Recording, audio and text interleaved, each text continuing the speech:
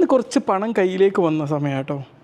പണം കയ്യിൽ വന്നപ്പം ഞാൻ തീർക്കേണ്ട ബാധ്യതകളിലേക്കാണ് ഞാൻ നോക്കിയത്, കൊടുക്കേണ്ട പണത്തിലേക്കാണ് ഞാൻ നോക്കിയത്. പ്രിയപ്പെട്ടവർക്ക് എന്നാണ് അപ്പോൾ കൊടുക്കേണ്ട പണം, അതിൻ്റെ ബാധ്യതകൾ ഓരോന്ന് തീർത്തപ്പം മനുഷ്യന് വല്ലാത്തൊരു സന്തോഷമാണ്. ഒരുപക്ഷെ നമ്മൾ പണം വായ്പ വാങ്ങുന്ന ആൾക്കാർ മനസ്സിലാക്കാത്തൊരു കാര്യം അതാണ്. പലപ്പോഴും ഒരു പണം കൊടുക്കേണ്ട വ്യക്തിക്ക് മുമ്പിലേക്ക് അവരുടെ പണം തിരികെ വരുമ്പം അവരെന്ത് ചെയ്യും? ഈ കൊടുക്കേണ്ട ആൾക്കാരെ ഗൗനിക്കുകയല്ല, അവർക്കൊരു വില പോലും കൊടുക്കില്ല, പുല്ലിൻ്റെ വില പോലും കൊടുക്കില്ല. എന്നിട്ട് ഇവരുടെ ആവശ്യങ്ങൾ, അവരുടെ ആഗ്രഹങ്ങൾ, മോഹങ്ങൾ ഇതൊക്കെ സഫലീകരിക്കാൻ വേണ്ടി അതങ്ങോട്ട് ഉപയോഗിക്കും. എന്നിട്ട് കടം കൊടുക്കേണ്ടത് അവിടെ ബാക്കിയായി നിൽക്കുകയും ചെയ്യും. ഇന്ന് പലപ്പോഴും കടം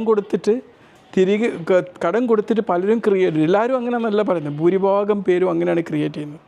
എപ്പോഴും നമ്മൾക്കൊരാൾ കടം തരുന്നുണ്ടെങ്കിൽ, നമുക്കൊരാൾ വായ്പ തരുന്നുണ്ടെങ്കിൽ നമ്മളെപ്പോഴും മനസ്സിലാക്കേണ്ട ഒരു കാര്യം, ആ മനുഷ്യനോടും വാല്യുബിളായിട്ടുള്ളൊരു മനുഷ്യൻ ലോകത്തില്ല എന്നുള്ളതാണ്.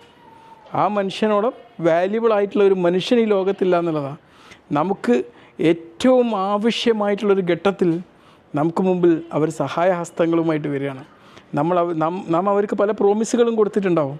ആ പ്രോമിസുകളെല്ലാം സന്തോഷത്തോടെ അവർക്ക് മുമ്പിൽ സഫലീകരിച്ച് കൊടുക്കുക എന്നുള്ളത് വായ്പ വാങ്ങിയുടെ ഒരു വ്യക്തിയുടെ ഫസ്റ്റ് നീഡാണ്.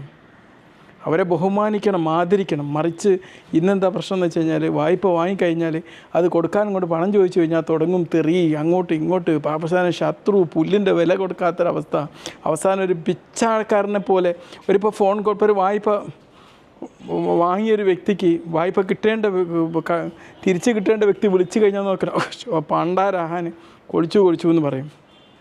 അങ്ങനത്തെ ഒരു അവസ്ഥയാണ്. ഒരിക്കലും അങ്ങനെ ഉണ്ടാവരുത്. അവരെ നമ്മൾ ബഹുമാനിക്കണം, ആദരിക്കണം.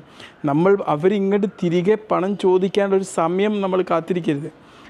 അതിനൊരു അവസരം നമ്മൾ കൊടുക്കരുത്. അതിൻ്റെ മുമ്പ് പണം അവരുടെ കയ്യിലേക്ക് എത്തിച്ചു കൊടുക്കണം. ലാഭം പ്രോമിസിൻ്റെ ലാഭസഹിതം സന്തോഷത്തോടെ നമ്മൾ എത്തിച്ചു കൊടുക്കണം. അതിന് പറ്റെങ്കിലേ വായ്പ വാങ്ങാൻ പാടുള്ളൂ. മനസ്സിലായില്ലേ? ബൈ.